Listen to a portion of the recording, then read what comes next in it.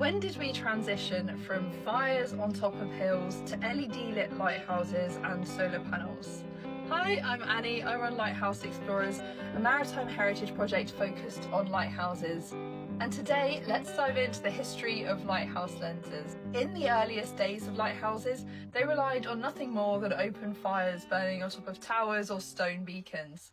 While probably dramatic to behold, these rudimentary lights were largely inefficient. The flames flickered in the wind, the smoke blackened stonework, and their light reached only a short distance over the sea, and that's assuming that they managed to stay lit, which would have been a feat in itself.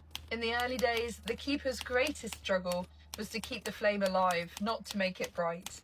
Lighthouse Digest, History of Lighthouse Illumination. The next step forward came with a catoptric system which used parabolic reflectors behind oil lamps to focus light into a more directed beam. Developed in the late 18th and 19th century, this method represented a significant improvement. By reflecting and concentrating the light, these systems made lighthouses more visible from greater distances.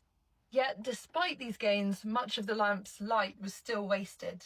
The true revolution arrived in the early 1820s, thanks to French physicist Augustin-Jean Fresnel.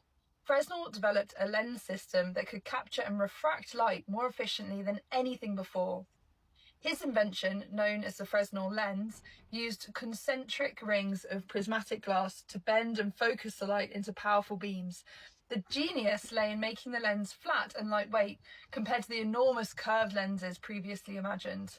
The invention of the Fresnel lens was to lighthouses what the printing press was to books, the US Lighthouse Society. Fun fact, Fresnel's design was originally met with skepticism because many believed that a stepped flat lens couldn't outperform traditional curved optics. Introduced from the 1820s onwards, Fresnel lenses transformed coastal safety. Mariners could now see a lighthouse beam from far greater distances, sometimes over 20 nautical miles away.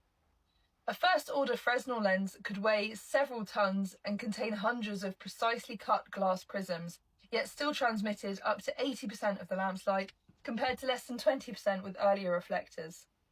Fresnel lenses weren't one-size-fits-all. They came in different orders with categories based on size and focal length.